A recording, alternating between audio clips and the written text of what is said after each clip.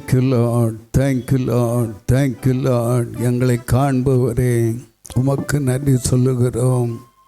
இஸ்ரவேலின் ஜெயவலமானுடைய செட்டையின் மறைவுக்குள்ளாய் வந்த உம்முடைய பிள்ளைகள் ஆகிய எங்களுக்கு உம்மால் நிறைவான பலன் உண்டாக உம்முடைய செட்டையின் விரிவு ஆரோக்கியத்தினாலும் பலனாலும் எங்களை அறைகட்டி நீர் ஆசீர்வதிக்கிற தெய்வமாய் இருக்கிறபடியால் உமக்கு நன்றி செலுத்துகிறோம். தேவரே, பரிசுத்த பரிசுத்த பரிசுத்த கர்த்தாவே, எங்கள் நடுவிலே உம்முடைய பரிசுத்தம் விளங்குவதாக. கர்த்தாவே, தேவ சபைகளில் உம்முடைய பரிசுத்தம் விளங்குவதாக. தேசங்கள் நடுவிலே உம்முடைய பரிசுத்தமும் சமாதானம் விளங்க கிரியை செய்வீராக. சமாதான கர்த்த வருமளவும் செங்கோல் யூதாவை விட்டு விலகுவதில்லை என்ற வார்த்தையின்படியே உம்முடைய பரிசுத்த ஜனத்தோடு செங்கோல் இருப்பதை சத்துருக்கள் காணட்டும், தேசம் காணட்டும். கர்த்தாவே, மக்கு ஸ்தோத்திரம். கர்த்தாவே, உம்முடைய நாமத்தின் மகத்துவத்தையும் வல்லமையும் விளங்க பண்ணும்படியான ஒப்பற்ற பாத்திரங்களாய் கர்த்தர் உருவாக்குவீராக. என் தேவனே, மக்கு ஸ்தோத்திரம். இந்த மாதத்திலும் இந்த 5வது மாமிக்காக வார பரிசுத்த ஓய்வு நாள் ஆராதனையிலும் கர்த்தருடைய முகத்தை எங்கள் நடுவிலே பிரசன்னமாக்கி கர்த்தாவே உமக்கு ஸ்தோத்திரம். கர்த்தாவே, எங்கள் நடுவிலே பிரகாசிக்கும்படியாக உம்முடைய சமூகம் எங்கள் நடுவிலே தங்கி இருந்து உம்முடைய கிருபையை விளங்க பண்ணும்படியாய் தாழ்த்துகிறையா. பரிசுத்தவான்கள் எங்கெல்லாம் கூடி ஆராதித்து கொண்டு இருக்கிறார்களோ அங்கெல்லாம் கர்த்தருடைய கரமும் கிருபையும் வல்லமையும் மகிமையும் விளைவிக்கதுவாலா வெளிப்படுவதாக. கிரியை செய்ய நாளும் பாடலை பாடி துதிக்கக்கூடிய பிள்ளைகளுக்கு வேண்டிய கிருபைகளோடு கர்த்தாவே சபை அறை கத்தமோடி மறைத்து நடத்துங்க. கர்த்தாவே, உமக்கு ஸ்தோத்திரம். கர்த்தாவே, இந்த நாளிலும் தேவனுடைய வார்த்தை கொண்டு வரக்கூடிய தேவதாசனையும் கத்தமோடி மறைத்து நடத்துங்க. கிருபைகள் பெருகட்டும், தொடர்ந்து மகிமைப்படுங்க. இயேசுவின் ரத்தஞ்சம், இயேசுவின் ரத்தஞ்சம் சீர்சித்த வண்ணமாய் இந்த வெயிலின் உஷ்ணம் தணிந்து போக கர்த்தாவே உமக்கு ஸ்தோத்திரம். கர்த்தாவே, குளிர்ந்த தென்றல் வீச கர்த்தருடைய மகிமை தங்கட்டும். கர்த்தருடைய அக்னியான விசேஷித்த கிருபைகளுக்குள்ளாய் நடத்துங்க, ஆஸ்வதிங்க. இயேசுவின் ரத்த நல்ல பிதாவே, ஆமென்.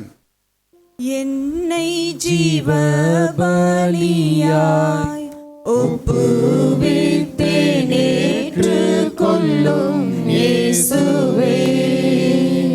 என்னை ஜீவ பலியாய் ஒப்புவித்தேன், ஏற்றுக் கொள்ளும் இயேசுவே. அன்னை தந்தை உந்தன் சன்னதி முன் நின்று, அன்னை தந்தை உந்தன் சன்னதி முன் நின்று சொன்ன வாக்கு தத்தமல்லாது இப்போது என்னை ஜீவ பலியாய் ஒப்புவித்தேன், ஏற்றுக் கொள்ளும் இயேசுவே. என்னை ஜீவ பலியாய் ஒப்புவித்தேன், ஏற்றுக் கொள்ளும் இயேசுவே. அந்தகாரத்தினின்றும் பாவப்பே அடிமைத்தனத்தினின்றும், அந்தகாரத்தினின்றும் பாவப்பே அடிமைத்தனத்தினின்றும் சொந்த கிரயத்தால் என்னை மீட்ட, சொந்த கிரயத்தால் என்னை மீட்ட எந்தையே உந்தனக்கீதோ படைக்கிறேன். என்னை ஜீவ பலியாய் ஒப்புவித்தேன், ஏற்றுக் கொள்ளும் இயேசுவே. என்னை ஜீவ பலியாய் ஒப்புவித்தேன், ஏற்றுக் கொள்ளும் இயேசுவே. ஆத்ம சரீரமதை உம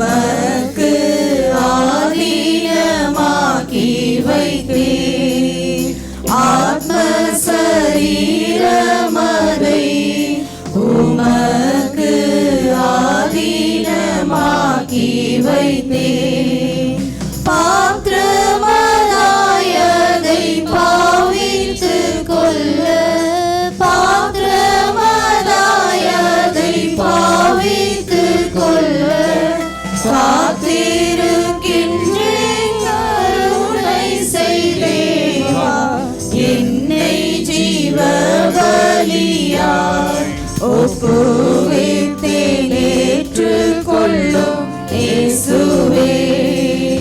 என்னை ஜீவ பலியாய் ஒப்புவித்தேன் ஏற்றுக்கொள்ளும் இயேசுவே. நீதியின் ஆயுதமாய் அவயவம் நேர்ந்து விட்டேன் உமக்கு. நீதியின் ஆயுதமாய் அவயவம் நேர்ந்து விட்டேன் உமக்கு. ஜோதி பரிசுத்தராலயமாகவே ஜோதி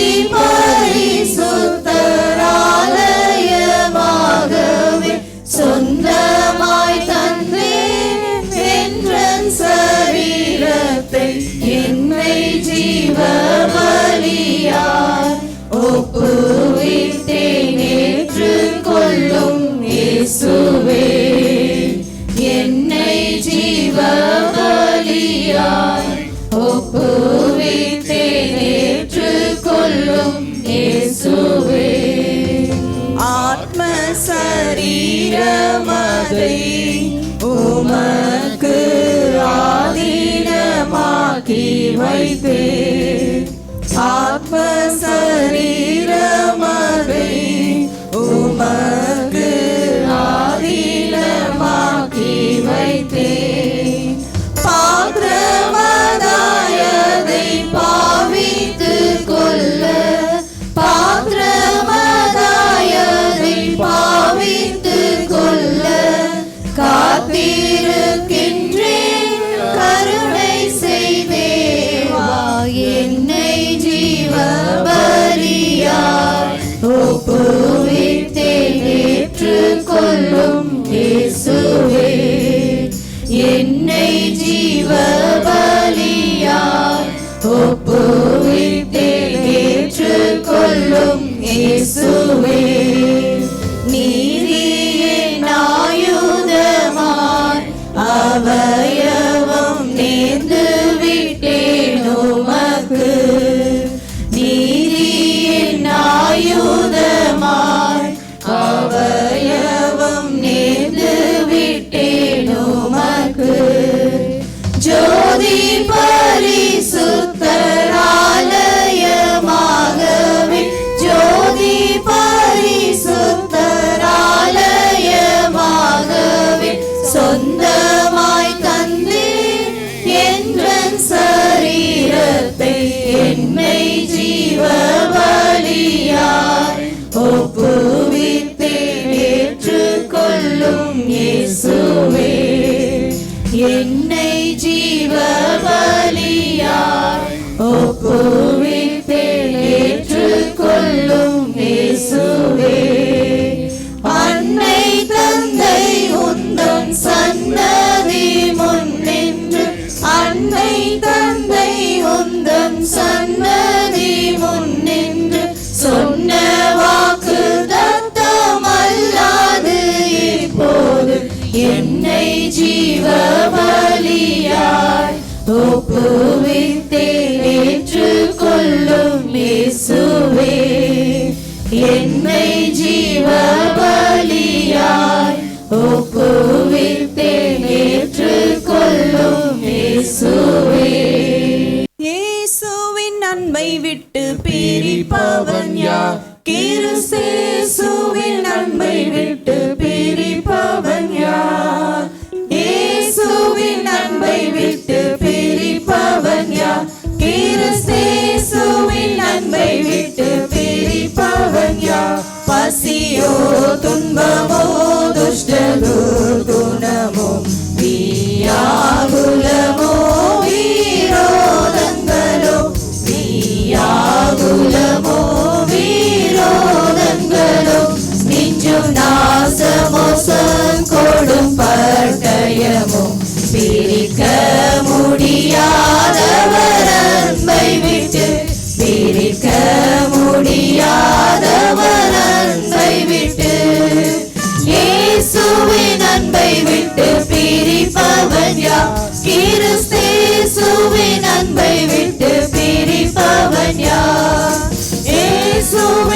அன்பை விட்டு பிரிப்பவன் யார்?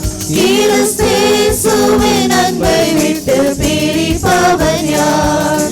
நிகழ்காரியமோ வரும் காரியமோ, நிகழ்காரியமோ வரும் காரியமோ, நிகராகாதே பரநன்பதற்கு வல்லமைகளுக்கோ வாக்கின் வலிமைகளுக்கோ, வல்லமைகளுக்கோ வாக்கின் வலிமைகளுக்கோ, சொல்வாதைகளுக்கோ கடும் பாதைகளுக்கோ, பிரிக்க முடியாதவர் அன்பை விட்டு, பிரிக்க முடியாதவர் அன்பை விட்டு, இயேசுவின் அன்பை விட்டு பிரிப்பவன் யார்? கிறிஸ்தேசுவின் அன்பை விட்டு பிரிப்பவன் யார்? இயேசுவின் அன்பை விட்டு பிரிப்பவன் யார்? கிறிஸ்தேசுவின் அன்பை விட்டு பிரிப்பவன் யார்? அதிகாரங்களும் அவமானங்களும், அதிகாரங்களும் அவமானங்களும், சதி மோசங்களும் அதை மேற்கொள்ளாதே. உயர்வானாலும் தாழ்வானாலும், உயர்வானாலும் தாழ்வானாலும், முடிந்தாலும் எல்லாம் இழந்தாலும், பிரிக்க முடியாதவர் அன்பை விட்டு, பிரிக்க முடியாதவர் அன்பை விட்டு, இயேசுவின் அன்பை விட்டு பிரிப்பவன் யார்? கிறிஸ்தேசுவின் அன்பை விட்டு பிரிப்பவன் யார்? இயேசுவின் அன்பை விட்டு பிரிப்பவன் யார்? கிறிஸ்தேசுவின் அன்பை விட்டு பிரிப்பவன் யார்?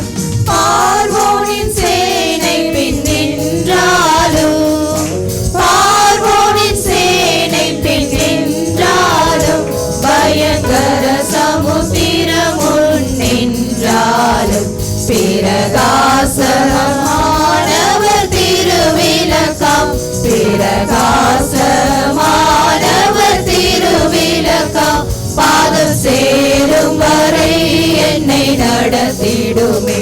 பிரிக்க முடியாதவர் அன்பை விட்டு, பிரிக்க முடியாதவர் அன்பை விட்டு, இயேசுவின் அன்பை விட்டு பிரிப்பவன் யார்? கிறிஸ்தேசுவின் அன்பை விட்டு பிரிப்பவன் யார்? இயேசுவின் அன்பை விட்டு பிரிப்பவன் யார்? கிறிஸ்தேசுவின் அன்பை விட்டு பிரிப்பவன் யார்? நன்றியால் உள்ளம் பொங்கி வழிகிறதே, நன்றியால் உள்ளம் பொங்கி வழிகிறதே, நன்மைதான் அவர் செய்வதெல்லாம் எனக்கு துதி ஸ்தோத்திரம் கணம் வல்லமை மகிமை, துதி ஸ்தோத்திரம் கணம் வல்லமை மகிமை, பதிலாக செலுத்தி வணங்குகிறேன். பிரிக்க முடியாதவர் அன்பை விட்டு, பிரிக்க முடியாதவர் அன்பை விட்டு, இயேசுவின் அன்பை விட்டு பிரிப்பவன் யார்? கிறிஸ்தேசுவின் அன்பை விட்டு பிரிப்பவன் யார்?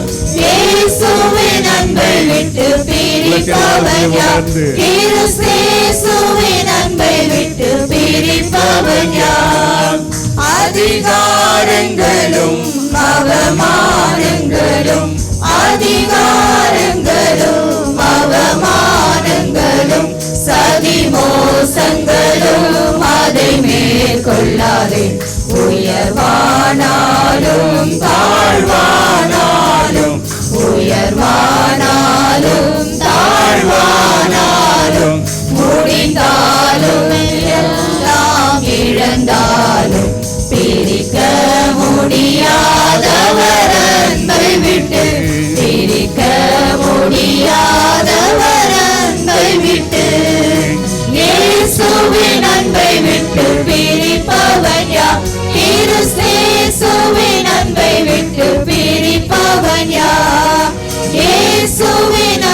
விட்டு பிரிப்பவன் யார்? கிறிஸ்தேசுவின் அன்பை விட்டு பிரிப்பவன் யார்?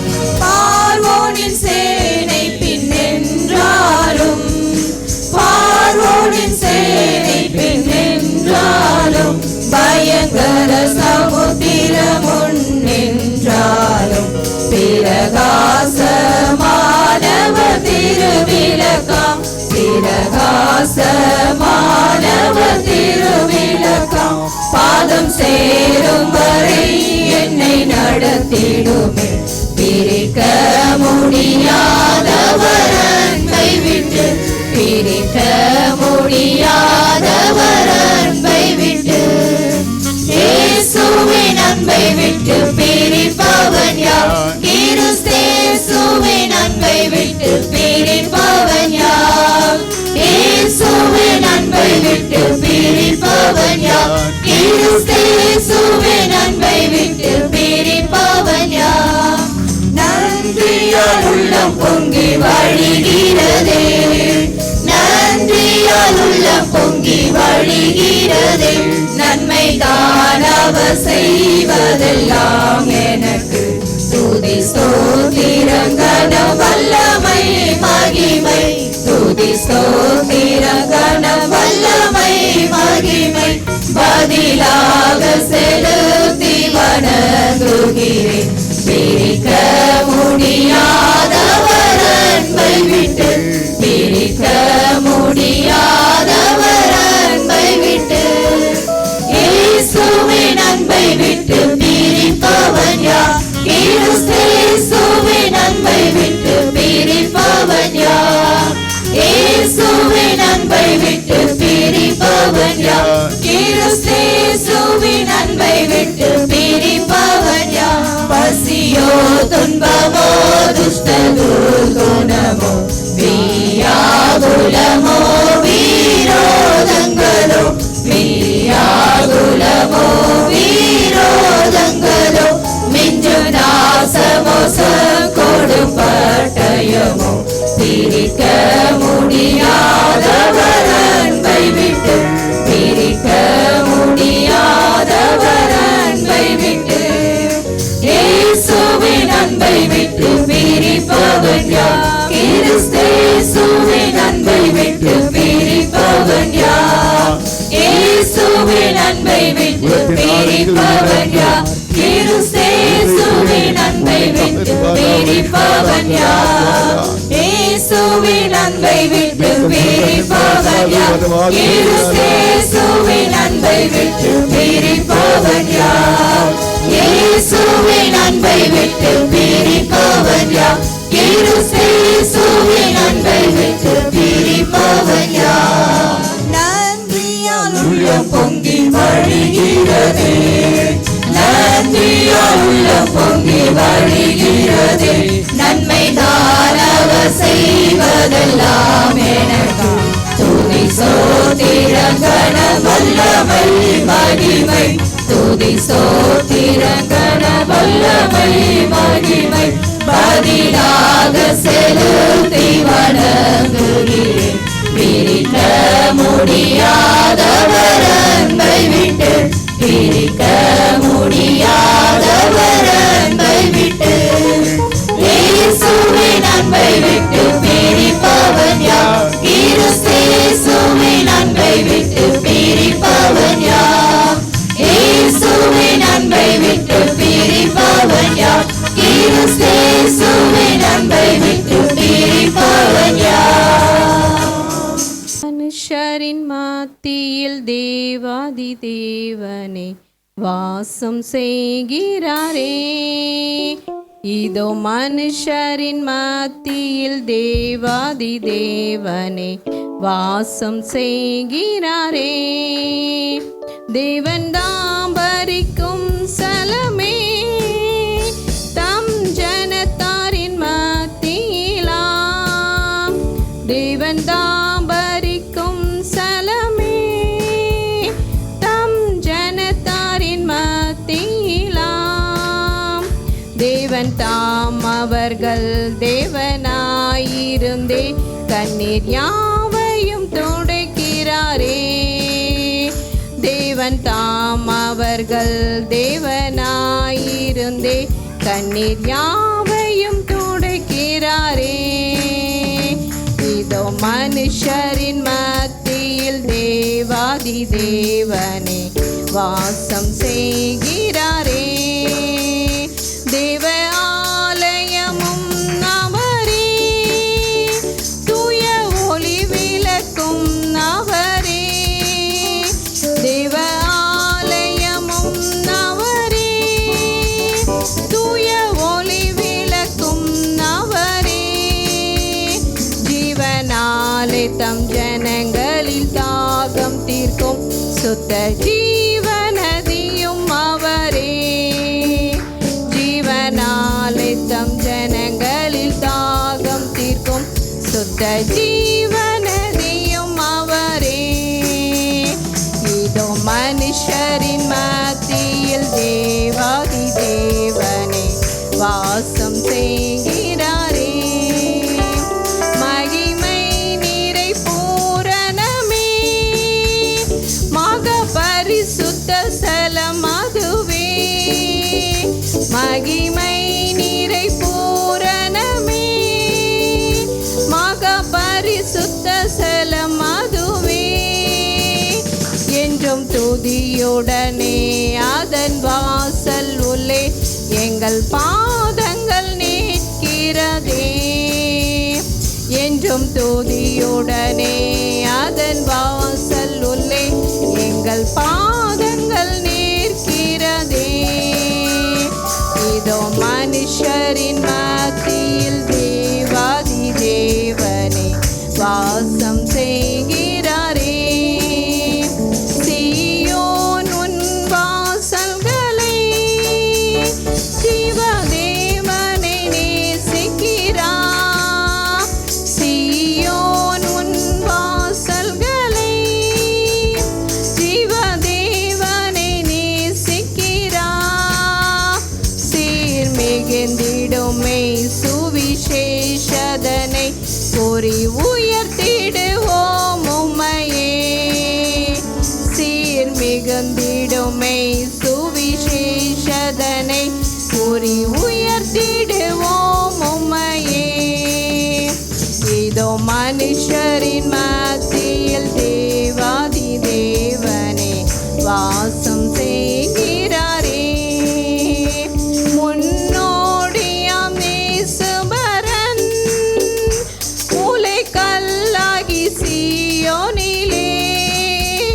முன்னோடியாம் நேசுபரன் மூலைக்கல்லாகி சீயோனிலே.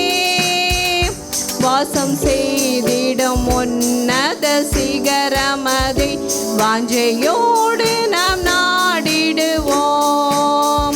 வாசம் செய்திடும் உன்னத சிகரமதை வாஞ்சையோடு நாம் நாடிடுவோம். இதோ மனுஷரின் மத்தியில் தேவாதி தேவனே வாசம் செய்கிறாரே. இதோ மனுஷரின் மத்தியில் தேவாதி தேவனே வாசம் செய்கிறாரே. ஆமென். கேட்டதை பார்க்கிலும் கேளாததை அதிகமாக பெற்றவள் நான், பெற்றவள் நான். கேட்டதை பார்க்கிலும் கேளாததை அதிகமாக பெற்றவள் நான், பெற்றவள் நான். தயாளத்தின் உதாரணமாக நீரின் வாழ்வை மாற்றி விட்டீரே.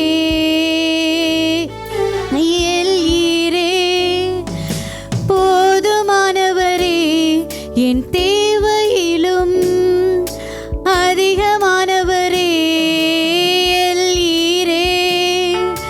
போதுமானவரே, என் தேவையிலும் அதிகமானவரே.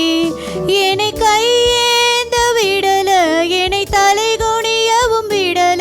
என்னை கையேந்த விடல, என்னை தலை குனியவும் விடல. உம்மை நம்பி வாழ்பவர்க்கு ஏமாற்றமில்ல. ஏமாந்து போவதற்கு நீர் விடுவதில்லை.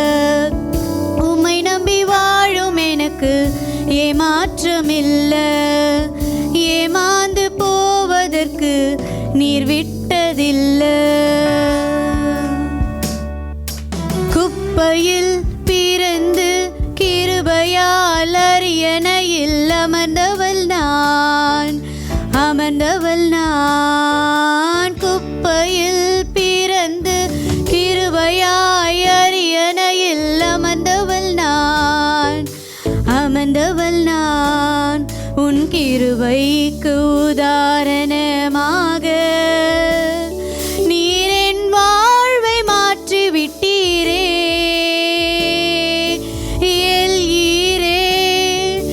போதுமானவரே, என் தேவையிலும் அதிகமானவரே. போதுமானவரே, என் தேவையிலும் அதிகமானவரே. என்னை கையேந்த விடல, என்னை தலை குனியவும் விடல. என்னை கையேந்த விடல, தலை குனியவும் விடல. உம்மை நம்பி வாழ்பவர்க்கு ஏமாற்றமில்ல. ஏமாந்து போவதற்கு நீர் விடுவதில்லை.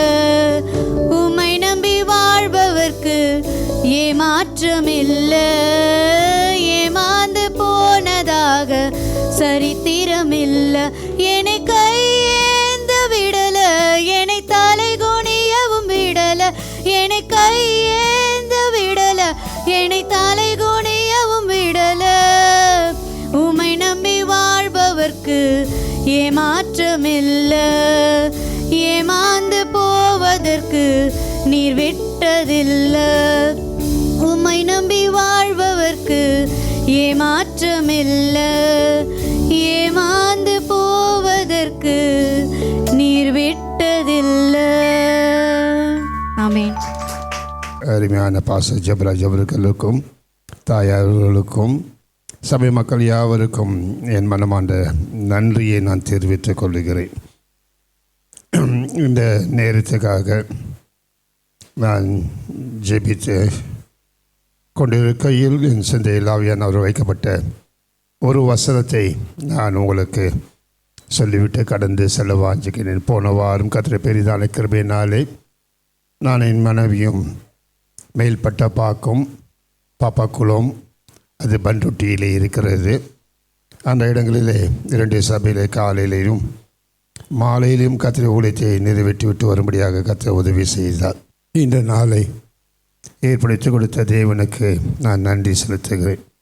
யோவான் சுவிசேஷ புஸ்தகம் 3ஆம் அதிகாரம் 16ஆம் வசனத்தை நான் உங்களுக்காக வாசிக்கிறேன். யோவான் சுவிசேஷ புஸ்தகம் 3ஆம் அதிகாரம் 16ஆம் வசனம். தேவன் தம்முடைய ஒரே பேரான குமாரனை விசுவாசிக்கிறவன் எவனோ அவன் கெட்டு போகாமல் நித்திய ஜீவனை அடையும்படிக்கு அவரை தந்தருளி இவ்வளவாய் உலகத்தில் அன்பு கூறுகிறார். ஒரு வினாடி கண்களை மூடி தேவ ஆவியானவர் தாமே நம் மத்தியிலே ஊழியம் செய்து நம்ம வாழ்க்கையிலே ஏற்பட வேண்டிய அவருடைய வருகைக்கு ஏற்ற மாற்றங்களை ஏற்படுத்தும்படியாக நம்மை தாழ்த்தி ஒப்பு கொடுத்து ஜெபம் செய்வோமா? எல்லோரும் கண்களை பரலோகத்தில் இருக்கிற எங்கள் அன்பின் பிதாவே, இயேசு கிறிஸ்துவின் நாமத்தினாலே பசுத்த ஆவியானவர் மூலமாக நம்முடைய சமூகத்தில் வருகிறோம். எங்கள் திரியேக தேவனே, நாங்கள் உமக்கு நன்றி செலுத்துகிறோம்.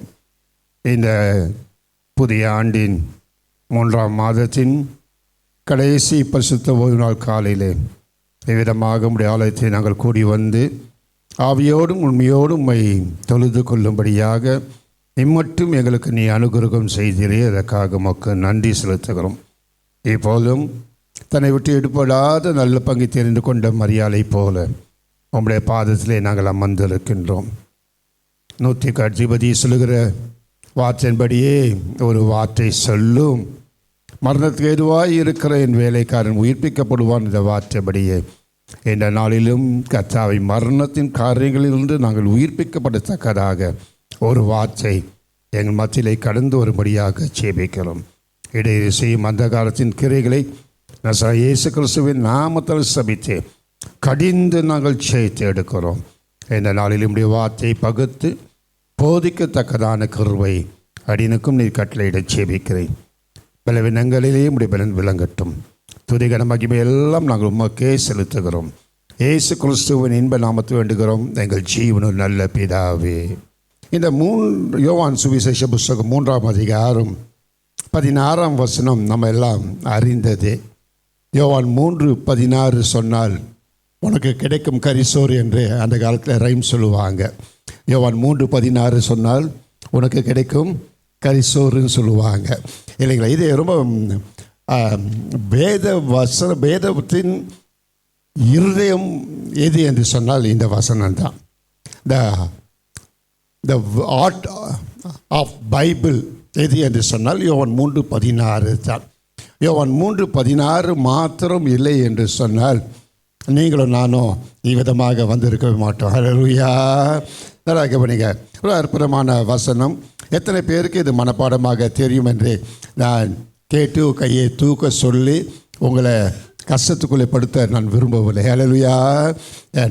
நல்லா கவனிங்க. இது நன்றாக மனப்பாடமாக எந்த வசனம் தெரிகிறதோ இல்லையோ இதை மனப்பாடமாக எல்லாரும் தெரிந்து ஒவ்வொரு நாளும் நம் வாழ்க்கையின் அறிக்கை செய்வோம் என்று சொன்னார். இந்த வார்த்தையின் நன்மைகள் நம் வாழ்க்கையை அனுபவிப்பதை நீங்கள் பார்க்கலாம். எல்லாரும் சேர்ந்து வேதத்தை எடுத்துக்கொள்ளுங்கள்.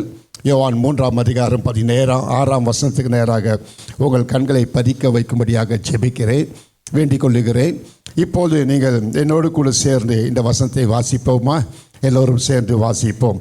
தேவன் தம்முடைய ஒரே பேரான குமாரனை விசுவாசிக்கிறவன் எவனோ அவன் கெட்டு போகாமல் நித்திய ஜீவனை அடையும்படிக்கு அவரை தந்தருளி இவ்வளவாய் உலகத்தில் அன்பு கூர்ந்தார். இன்னும் ஒரு விஷயம் வாசிப்போமா? தேவன் தம்முடைய ஒரே பேரான குமாரனை விசுவாசிக்கிறவன் எவனோ அவன் கெட்டு போகாமல் நித்திய ஜீவனை அடையும்படிக்கு அவரை தந்தருளி இவ்வளவாய் உலகத்தில் அன்பு கூர்ந்தார். ரொம்ப அற்புதமான வசனம். இதன் வரைக்கும் உங்கள் வாழ்க்கையிலே நீங்கள் இதை அறிக்கை செய்யாமல் இருப்பீங்க என்று சொன்னால் என்றில் ஒரு தீர்மானம் எடுத்துக்கொள்ளுங்கள். ஒவ்வொரு நாளும் காலையும் மாலையும் இந்த வசனத்தின் மேல் கையை வைத்து நீங்கள் உங்கள் வாழ்க்கையின் அறிக்கையாக நீங்கள் மாற்றிக்கொள்ளும் போது நிச்சயமாகவே நீங்கள் நித்திய ஜீவனுக்கு எதுவாக மாற்றப்படுவீர்கள். அல்லேலூயா. நல்ல கவனிங்க அன்பால் தெய்வம். இந்த வசனம் நமக்கு நன்றாக அறிமுகமான வசனம். இந்த நாட்களில் தியானத்துக்கு ஏற்ப வசனம் என்பதை நான் இதை அறிந்திருக்கேன். ஆவியனை கொடுக்கும்போது அவருக்கு தெரியும் சமயத்துக்கு ஏற்ற வார்த்தையை கொடுக்கிற ஒரு தேவன் தான். அல்லேலூயா. இந்த நாட்கள் லெந்து நாட்கள் என்று ட்ரெடிஷனலாக எல்லாரும் சொல்லுவார்கள். நாங்கள் சிலுவை தியான காலங்கள் என்று சொல்லி பாடுகளை தியான காலங்கள் என்று சொல்லி நாம் செய்து கொண்டு இருக்கின்றோம். நல்லது தான், எல்லாம் நல்லது தான். எப்போதெல்லாம் கல்வாரி சிலுவையும் இயேசுவையும் நோக்கி பார்க்கிறோமோ அதெல்லாம் நல்லது தான். அல்லேலூயா. இந்த நாட்கள் மாத்திரம் கல்வாரி சிலுவைக்கு வருவது அல்ல, ஒவ்வொரு நாளும் நாம் கல்வாரி சிலுவை நோக்கி பார்க்க வேண்டும். அல்லேலூயா. நல்லா கவனிங்க அன்பான் தேவச்சனமே. இந்த வசனத்திலே ஒரு 3 காரியங்கள் நான் சொல்லி முடிக்க வாஞ்சிக்கின்றேன். சரி, செய்தியின் தலைப்பு சிலுவையின் மேன்மை என்ற தலைப்பை நான் உங்களுக்கு வைத்திருக்கிறேன். சிலுவையின் மேன்மை, சிலுவையின் மேன்மை. என்னடா இந்த வசனத்திற்கும் சிலுவைக்கும் சம்மந்தம் இருக்கிற மாதிரி தெரியல என்று நீங்கள் நினைப்பீர்கள். அன்பான் தேவன் செய்திக்குள்ளே போகும்போது அதை அறிந்து கொள்வீர்கள். சிலுவையின் மேன்மை. நல்லா கவனிங்க. தேவன் தம்முடைய ஒரே பேரான குமாரனை விசுவாசிக்கிறவன் எவனோ அது எதை குறிக்கிறது என்று சொன்னால் அன்பான் தேவ ஜனமே, அது சிலுவையின் வார்த்தையை காண்பிக்கிறது. The precept of the cross. The precept of the cross. சிலுவையில் ஏற்படுத்தப்பட்ட வார்த்தை, தேவ வார்த்தை. The precept of the cross. அவன் கெட்டு போகாமல் நித்திய ஜீவனை அடையும்படிக்கு இது எதை குறிக்கிறது என்று சொன்னால் சிலுவையின் நோக்கம். The purpose of the cross. The purpose of the cross. The precept of the cross. The purpose of the cross.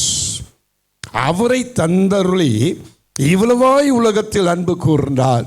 இது எதை குறிக்கிறது என்று சொன்னால் த பிரைட் ஆஃப் த கிராஸ். சிலுவையின் மேன்மை. சிலுவையின் மேன்மை. சிலுவையின் மேன்மை என்ற தலைப்பை நான் வைத்து இந்த வசனத்தை மையமாக வைத்து உங்களுக்கு பேச இருக்கிறேன்.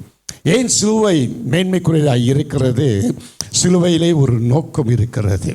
சிலுவையினாலே தேவ நோக்கம் ஒன்று இருக்கிறது. தேவ நோக்கம் ஒன்று இருக்கிறது.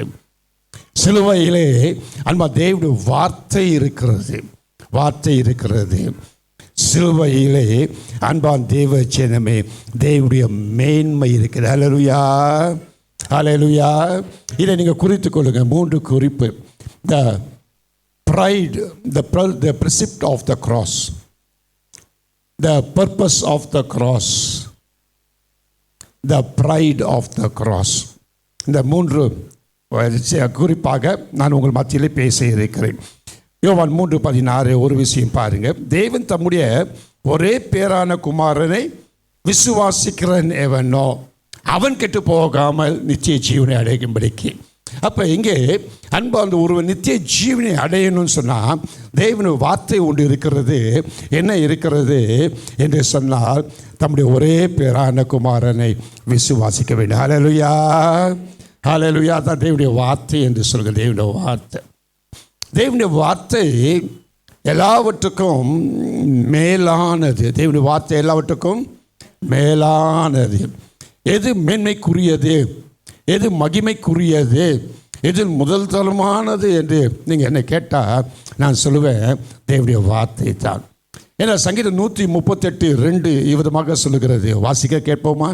சங்கீதம் 138 வசனத்தை வாசிக்க கேட்போம். உம்முடைய சகல பிரஸ்தாபத்தை பார்க்கிறோம், உம்முடைய வார்த்தையை நீ மகிமைப்படுத்தி இருக்க. ரொம்ப அழகாக இருக்கு பாருங்க. உம்முடைய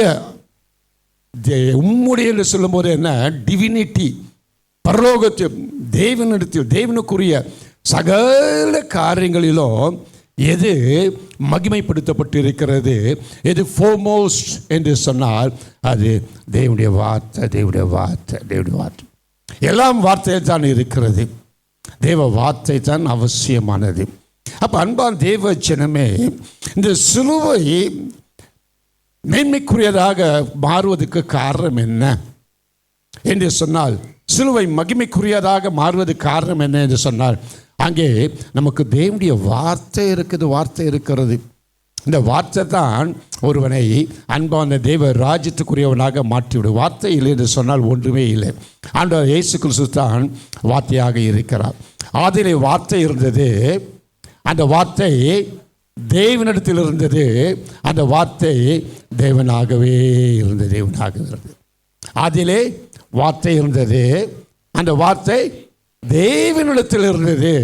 அந்த வார்த்தை தேவனாகவே இருந்தது. அதுக்கு தான் 100க்கு அதிபதி லூக்கா 7ஆம் அதிகாரத்தை வாசிக்கும் போது ஒரு புறஜாதியனாக இருந்த போதும் அவனுக்குள்ளே ஒரு பெரிய நம்பிக்கை, ஒரு பெரிய விசுவாசம், எதிர்பார்ப்பு என்ன சொன்னால், அன்பான் தேவஜனமே, எங்கள் குடும்பங்கள் எங்கள் வீட்டிலே எல்லாம் உயிர்ப்பிக்கப்பட்டதாக ஜீவனுக்குரியதாக இருக்க வேண்டும் என்று சொன்னால் அது எங்கே இருக்கிறது? அது கர்த்தருடைய வார்த்தையில் இருக்கிறது என்பதை அறிந்து தான் அவன் என்ன சொன்னான், ஆண்டவரே நீ வீட்டுக்கு வருவதற்கு நான் பாத்திரம் அல்ல, நீ இருக்கிற இடத்துல ஒரு வார்த்தை சொல்லும். ஹல்லேலூயா. தேவனுடைய வார்த்தை தான் நம்முடைய வாழ்க்கையில் அனைத்து காரியங்களையும் உயிர்ப்பிக்கிறதாக இருக்கிறது. வாழ்க்கையிலே, குடும்பங்களிலே, பிள்ளைகளிலே, பிரயாசங்களிலே எல்லாம் பட்டுப்போன நிலைமை இருக்கிறதா? உயிரற்ற நிலைமை இருக்கிறதா? ஐயோ எவ்வளோ அதை கவனித்து கொண்டு இருக்கிறோம், எவ்வளோ நீர் பாய்ச்சி கொண்டு இருக்கிறோம், எவ்வளோ பிரயாசங்கள் பட்டு கொண்டு இருக்கிறோம். அது எல்லாம் ஜீவனற்றதாகவே இருக்கிறது. ஒரு ஜீவன் உண்டாகுமா? ஒரு உயிர்மீச்சு உண்டாகுமா? ஒரு மேன்மை இருக்குமா என்று சொல்லி நீங்கள் எதிர்பார்ப்பீங்க என்று சொன்னால் அது எங்கே இருக்கிறது? தேவ வார்த்தையிலே இருக்கு. தேவ வார்த்தையிலே இருக்கு. தேவ வார்த்தை ரொம்ப அவசியமானது. ஆதியிலே தேவன் தம்முடைய சாயலிலே மனிதர்களை உண்டாக்கினார் என்று நமக்கு தெரியும். மண்ணினாலே உண்டாக்கி அது தம்முடைய சாயலை உண்டாக்கி அந்த மனுஷனுக்கு என்ன பண்ணாருங்க? ஜீவ சுவாசத்தை ஊதினார். ஜீவ சுவாசத்தை ஊதினார். அவன் ஜீவனுள்ள ஆத்மாவாக மாறிவிட்டான். பிறகு ஏதெனிலே தேவன் மனிதனை வைத்திருந்தார். மனிதனை வைத்திருந்தார். 2ஆம் குறிப்பு பேசும்போது அது கொஞ்சம் விவரமாக நான் பேசுவேன். பர்பஸ் ஆஃப் காடுகளை குறித்து, பர்பஸ் ஆஃப் த கிராஸை குறித்து. நல்லா கவனிங்க. அன்பான் தெய்வ ஜனமே, அப்போ அந்த ஏதேன் தோட்டத்திலே மனுஷனை வைத்து ஆண்டவர் மனுஷனுக்கு என்ன கொடுத்தாரு? வார்த்தை கொடுத்தாரு. என்ன கொடுத்தாருங்க? வார்த்தை கொடுத்தாரு. என்ன வார்த்தை என்று சொன்னார், இந்த தோட்டத்தில் உள்ள எல்லா விருட்சங்களின் கனிகளையும் நீங்கள் புசிக்கலாம், ஆனால் இந்த நன்மை தீமை அறியத்தக்க கனியை நீங்கள் புசிக்கக்கூடாது. புசிக்கும் நாளிலே நீங்கள் சாகவே சாவீர்கள். தேவன் நிச்சயத்துக்குரிய மனுஷனாக இந்த ஆதாம் ஏவாளை உண்டாக்கி தம்மோடு கூட வைத்திருக்கும்படியாக ஏற்படுத்தி தம்முடைய சாயல் தம்முடைய சுவாசத்தை கொடுத்து ஜீவ ஆத்மாவான மனுஷனுக்கு அவன் ஜீவனோடு கூட நிச்சயத்துக்குரியவனாக இருக்க வேண்டும் என்று சொன்னார். தேவன் என்ன பண்ணார்? வார்த்தையை வைத்தார். அந்த வார்த்தையை அவன் மீறின போது என்ன நடந்தது? அவன் எல்லாவற்றையும் இழந்து போயிட்டான். அப்போ தெய்வ வார்த்தையில் தான் ஜீவன் இருக்கிறது, தெய்வ வார்த்தையில் தான் மென்மை இருக்கிறது. அதை மீறுவோம் என்று சொன்னால், அந்த வார்த்தை அற்றவர்களாக இருப்போம் என்று சொன்னால் நாம் உயிரற்றவர்களாகவே இருப்போம். ஹல்லேலூயா. எல்லாவற்றிலும் நமக்கு ஜீவன் இருக்காது, பிரயாசங்களில் ஜீவன் இருக்காது, ஜீவனற்ற நிலைமைத்தான் இருக்கும். தெய்வ வார்த்தை முக்கியமானது. 430 ஆண்டு எகிப்தின் அடிமைத்தனத்தில் இருந்து தேவன் மோசேயை கொண்டு இஸ்ரவேல் ஜனங்களை மீட்டு கொண்டு கானானின் பிரயாணமாக 40 ஆண்டு வனாந்தர பாதையிலே அவர்கள் கடந்து போய் வாக்குப்படின கானானுக்குள்ளே போக வேண்டும் என்று சொன்னார். கர்த்தர் என்ன பண்ணார்? மோசே தம் மண்டையிலே வர வைத்து 10 கற்பனைகளை கொடுத்தார். வார்த்தையை கொடுத்தார்.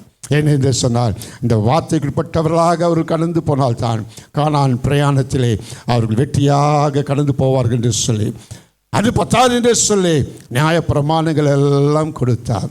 இஸ்ரவேல் ஜனங்கள், அன்பான தெய்வ ஜனமே, அவர்கள் வார்த்தைக்குட்படாதபடிக்கு வார்த்தை புறக்கணித்த ஒரு வாழ்க்கையுடையவர்களாக இருந்தபடினாலே வேதம் தெளிவாக சொல்லுகிறது, 6 லட்சம் புருஷர்கள் எகிப்திலிருந்து வெளியே வந்தவர்களிலே 2 பேர் மாத்திரம் வாக்குப்படின கானானுக்குள் கடந்து போனார்கள். மோசே பெரிய தேவ மனுஷன், தேவன் முகமுகமாக பேசிய தேவ மனுஷன், நண்பர் என்று சொல்லும் விதத்திலே இருந்த மேவ மனுஷன். அந்த மோசைக்கு ஆண்டவர் சொல்லியிருக்கிறார், நீ இஸ்ரவேல் ஜனங்களை, என் ஜனங்களை நீ பாலும் தேனும் ஓடுகிற தேசத்துக்கு கொண்டு போவா என்று வாக்கு பண்ணினார். வாக்கு பண்ணின தேவன் வாக்கை நிறைவேற்ற அவர் உண்மை உள்ளவராக இருப்பது மாத்திரமல்ல, அவர் வல்லமை உள்ளவராக இருக்க. அவர் பொய் சொல்கிற தேவன் அல்ல. அவர் சொன்னால் அது செய்வார். ஆனால் மோசையின் வாழ்க்கையில் நிறைவேறிற்றா என்று சொன்னார், நிறைவேறவில்லை. கானான் தேசத்துக்குள்ளே உன்னை கொண்டு போவேன் என்று சொன்ன வார்த்தை மோசையின் வாழ்க்கையில் பலிக்கவில்லை. ஏன் என்று சொன்னார், ஆண்டோடைய முழுவதும் வார்த்தை கொடுத்தார். கோலை நீட்டி சமுத்திரத்தை பிளந்து விடேன், உடன்படிக்கை சுமந்து கொண்டு யோர்தான் நதியிலே காலை வையுங்கள், எரிகோவின் மரங்கள் அலங்கத்தை சுற்றி வாருங்கள் என்றெல்லாம் வார்த்தையின்படியே நடத்தப்பட்டார். மோசே நடந்து கொண்டு வந்தார். எல்லாம் வெற்றியாக இருந்தது. கடைசியாக ஆண்டவர் சொன்னார், தண்ணீர் பிரச்சனை வரும்போது என்னாகும் 20ஆம் அதிகாரத்தை வாசிக்கும் போது ஆண்டவர் சொன்னார், ஏதோ இந்த கண்மலையை பார்த்து நீ என்ன பண்ணணும், நீ பேசு என்று சொன்னார். யாத்ரா 17ஆம் அதிகாரத்தை போல நிகழ்வு ஒன்று இருக்கிறது. அங்கே ஆண்டவர் சொன்னார், கண்மலை இப்போ என்ன பண்ணி பார்த்து கோலினாலே 2 தடவை அடி என்று சொன்னார். மோசே அதை நிறைவேற்றினார். தண்ணீர் வந்தது, மக்களுக்கு வனாந்தரத்தில் ஜீவன் உண்டாயிற்று. ஆனால் இந்த தடவை ஆண்டவர் கண்மலையை பார்த்து பேசு என்று சொன்னார். மோசே வார்த்தையை, தேவ மனுஷன், வார்த்தையின்படியே நடந்து வந்த மனுஷன் மகிமையெல்லாம் பார்த்து கொண்டு இருந்தார். இப்போது வார்த்தையில் கொஞ்சம் விலகி போனார். என்ன நடந்தது என்று சொன்னார், மோசே அங்கே மரித்தார். ஹல்லேலூயா. அங்கே மரித்தார். இஸ்ரவேல் ஜனங்களுக்கு முன்பாக என் நாமத்துக்கு நீ பரிசுத்த குலைச்சலை ஏற்படுத்தினாய். வார்த்தை மீறுவதனால என்ன நடக்கிறது என்று சொன்னார், தேவ நாமத்துக்கு பரிசுத்த குலைச்சலை ஏற்படுத்துகிறோம் என்று வேதம் சொல்லுகிறேன். கர்த்தர் தம்முடைய நாமத்தை குறித்து வைராக்கியம் உள்ளவராக இருக்கிறார். எல்லா நாமங்களுக்கு மேலான நாமத்தை உடையவராக இருக்கிறார். மகிமைப்படுத்தப்பட்ட நாமம், அந்த நாமம் அன்பான் தெய்வஜன் மேன்மைக்குரியதாக இருக்கிறது. அந்த நாமத்தை கண்ட பூலோகத்தோர் எல்லாரும் நடுங்குவார்கள். எல்லா நாமம் அறிக்கை செய்யும், எல்லா முழங்கால்களும் முடங்கும். அந்த நாமத்தை காணும்போது பிசாசு ஓடுவான். அந்த நாமத்திலே ஜெயமும் விடுதலையும் இருக்கிறது. அப்படிப்பட்ட நாமத்துக்கு அன்பான் தேவ ஜனமே, நீங்களும் நானும் என்ன பண்ணணும் என்று சொன்னால் பரிசுத்தத்தை ஏற்படுத்தி கொண்டிருக்க வேண்டும். பரிசுத்த குலைச்சலை ஏற்படுத்தக்கூடாது. ஆண்டவர் இயேசு கிறிஸ்து பூமியில் வாழ்ந்து கொண்டிருக்கும் போது சீஷர்களுக்கு ஜெபத்தை கற்றுக் கொடுத்தார். என்ன ஜெபம் கற்றுக் கொடுத்தார்? பரமண்டலத்தில் இருக்கின்ற பிதாவே, உம்முடைய நாமம் வருவதா, உம்முடைய நாமம் பரிசுத்தப்படுவதாக. தெய்வ நாமத்துக்கு பரிசுத்த குலைச்சல் ஏற்படுத்த யாருக்கும் அதிகாரம் இல்லை. மோசே, தெய்வ மனுஷனே, ஆண்டவர் சொல்றாரு, இஸ்ரவேல் ஜனங்களுக்கு முன்பாக நாமத்துக்கு நீ பரிசுத்த குலைச்சலை ஏற்படுத்தினாய். எப்பொழுது என்று சொன்னால் தெய்வ வார்த்தையின்படியே தன் வாழ்க்கையை அமைத்துக் கொள்ளாமல் போனபடியினாலே.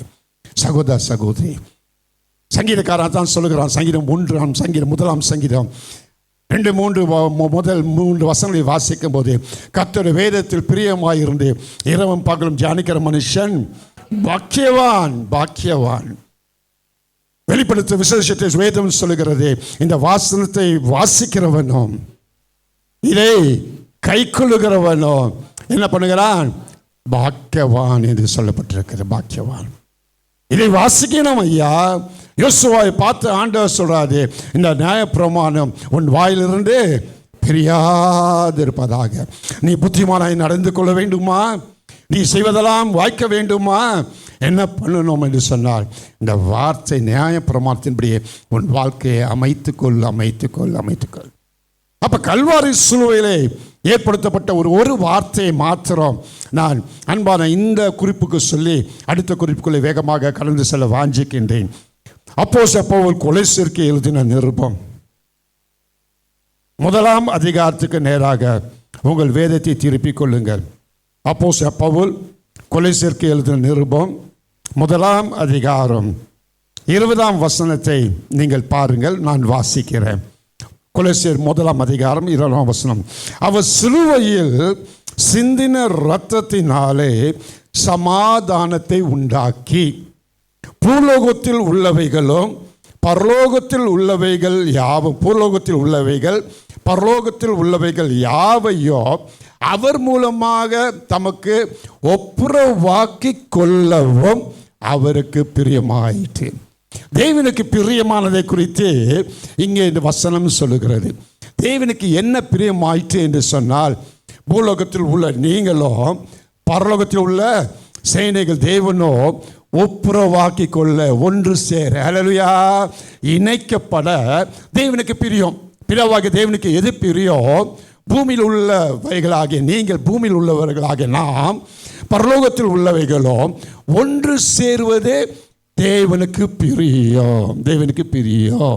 இந்த ஒன்று சேர்வது எங்கே இருக்கிறது என்று சொன்னால், கர்த்தருடைய வார்த்தை இருக்கு. அந்த வார்த்தை என்ன என்று சொன்னால், அவர் சிலுவையிலே, இயேசு சிலுவையிலே சிந்தின இரத்தத்தினாலே சமாதானத்தை உண்டாக்கி.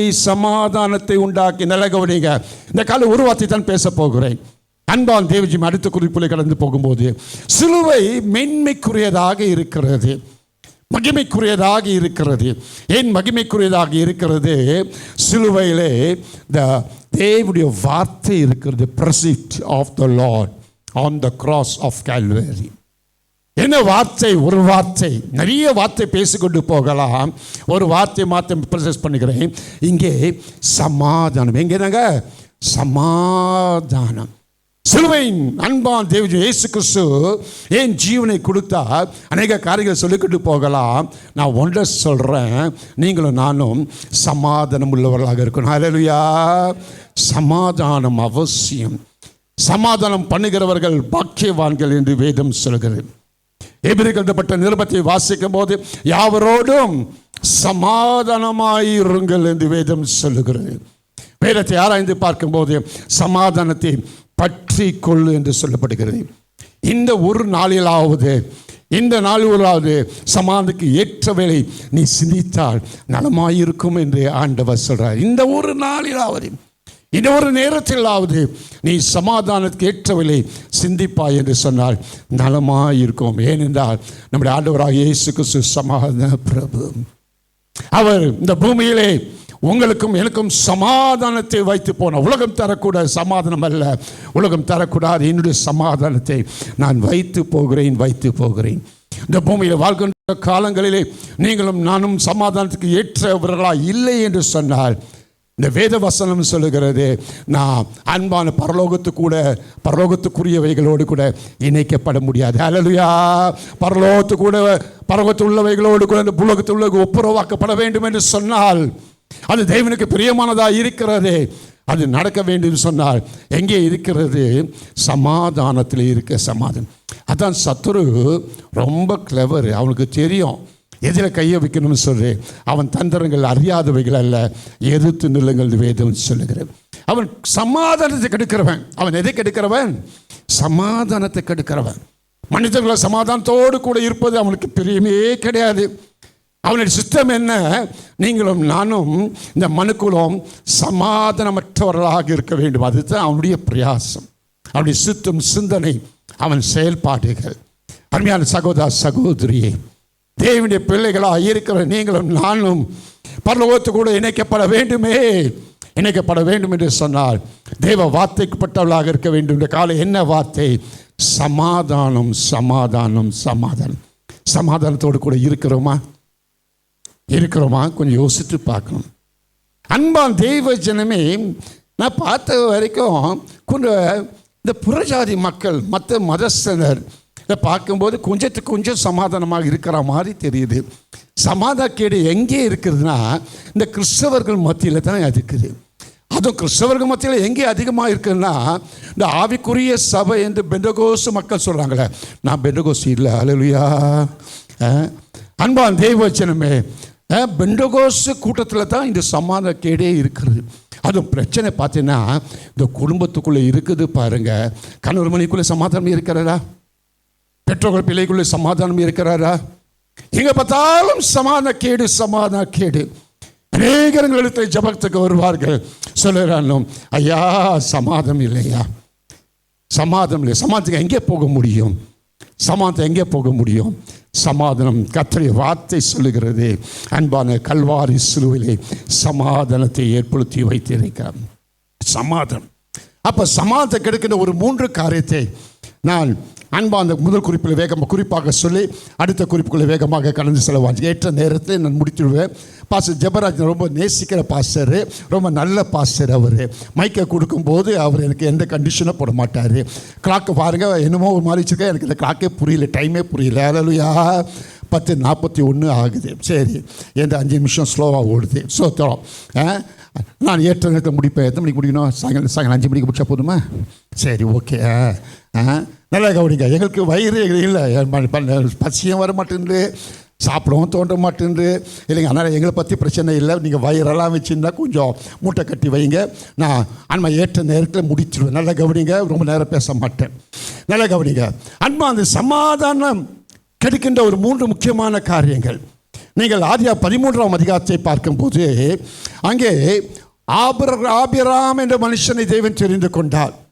தம்முடைய சந்ததியில் தம்முடைய ஜனமாக இருக்கும்படியாக தெரிந்து கொண்டு அந்த ஆபிரகாம் மீது ஆசீர்வாதத்தை வாக்கு பண்ணியிருக்கிறார். உலகத்தில் உள்ள மக்கள் எல்லாம் ஆபிரகாமின் சந்ததியாக ஏற்படுத்தப்பட்டு ஆபிரகாமுக்குள்ளே ஆசீர்வாதத்தை வைத்திருக்கிறார். இந்த ஆபிரகாமுக்குள்ளே தான் ஆசீர்வாதம் இருக்கிறது. இப்போது ஆபிரகாம் அன்பான் தேவ வார்த்தைக்குட்பட்டவராக அவர் கடந்து வருகிறார். அவருடைய அன்பான் தேவஜமே சகோதரன் குமாரனாகிய லோத்தும் கூட வருகிறார். வரும்போது ஆபிரகாம் கூட இருக்கும்போது ஆசீர்வாதம் தானே, ஆசீர்வாதம் வரத்தான் செய்கிறது. ஆசீர்வாதம் வந்துவிட்டது. இப்போது லோத்தும் ஆசீர்வதிக்கப்பட்டவராக இருக்கிறார். அப்போது வேதத்தை ஆராய்ந்து பார்க்கும்போது அங்கே லோத்தின் மெய்ப்பர்களுக்கும் ஆபிரகாமின் மெய்ப்பர்களுக்கும் என்ன உண்டாயிற்று? வாக்குவாதம் உண்டாயிற்று. சமாதானத்தை கெடுக்கின்ற ஏஜென்சி 3 குறித்து உங்களுக்கு சொல்லுகிறேன். ஒன்று, சமாதானம் கேடு எப்போது ஏற்படும் என்று சொன்னால், சமாதானம் எப்போ கெட்டு போகும் என்று சொன்னால், இந்த வாக்குவாதம் வரும் என்று சொன்னால் சமாதானம் கேடு கெட்டு போயிடும். அல்லேலூயா. நம்ம எதுக்கு இடம் கொடுக்கக்கூடாதுங்க? வாக்குவாதத்துக்கு இடம் கொடுக்கக்கூடாது. அது பிசாசின் பெரிய ஆயுதம், சமாதானத்தை கெடுக்கின்ற ஆயுதம். இந்த சின்ன வாக்குவாதம் இருக்கும், அது அப்படியே போக போக போக பெருசாகி அது பெரிய விரிச்சலை ஏற்படுத்திவிடும். அப்போ வாக்குவாதம் வருகிறதா? உன்னை புரிந்து கொள்ளுங்க. சமாதானத்தை கெடுக்கும் பிசாசின் தந்திரங்கள் என்று சொல்லி அதை உணர்ந்து நீங்கள் எதிர்த்து நில்லுங்கள், ஓடி போவான். அல்லேலூயா. வாக்குவாதம் வாக்குவாதம் வாக்குவாதம் செய்யவே கூடாது. வாக்குவாதம் செய்யவே கூடாது. வாக்குவாதம் பண்ண வராங்களா, உடனே புரிஞ்சுக்குங்க, இது பிசாசின் தந்திரம். மனிதர்கள் எல்லாரும் நல்லவர்கள் தான், எல்லாம் தேவசாயல் உடையவர்கள் தான். யாரும் மனுஷரில் பிசாசு கிடையாது, பிசாசு தான் பிசாசு. அல்லேலூயா. ஆனால் மனிதருக்குள்ளே என்ன பண்ணுவான்? கடந்து வந்து வாக்குவாதத்தை ஏற்படுத்துவான். வாக்குவாதத்தை நீங்கள் அன்பான் தேவம் இடம் கொடுப்பீர்கள் என்று சொன்னால் என்ன கெட்டு போகிறது? சமாதானம் கெட்டு போகிறது. சமாதானம் கெட்டு போகும்போது நீங்கள் யாராய் மீறி விடுகிறீர்கள்? கர்த்தருடைய வார்த்தையை மீறுகின்றவர்களாக மாறிவிடுகிறீர்கள். அதனால் என்ன நடக்கிறது? நீங்கள் உயிரற்றவர்களாகவே போய்விடுகிறீர்கள். வாக்குவாதம் வாக்குவாதம். இரண்டாவது ஏஜென்சி ஆதியாகமம் 26ஆம் அதிகாரத்தை வாசிக்கும் போது அங்கே ஈசாக்கு இருக்கிறார், கேராரிலே இருக்கிறார். அங்கே அமெரிக்கர் தொலை குத்துக்கிட்டு இருக்காங்க. பிலிஸ் பொறாமை போண்டு ஈசாக்கு விரோதமாக செயல்பட்டு கொண்டே இருக்கிறாங்க. ஆபிரகாமின் கிணறெல்லாம் இவர் தூர்த்துக்கிறார். அவர்கள் அன்பா வந்து கெடுத்து போட்டுக்கொண்டே இருக்கிறார்கள். பிறகு அவர் ரெகபோத்துக்கு வருகிறார். ரெகபோத்துக்கு வந்த பிறகு பேர்ஷிபாக்கு போகிறார். அங்கே போய் அன்பான் தேவஜமே கர்த்தரால் ஆசீர்வதிக்கப்பட்டவன் என்று சாட்சி உண்டாகி சமாதானத்தோடு கூட ஜீவனம் பண்ணுகிறார். நல்லா கவனிங்க.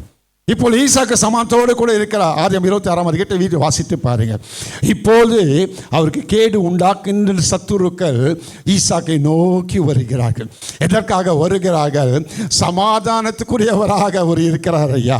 அவரோடு கூட நாம் இதுவரைக்கும் எதிர்த்து எதிர்த்து எதிர்த்து தீமை செய்து செய்து செய்து சமான கேடு உள்ளவர்களாக இருந்தோம்.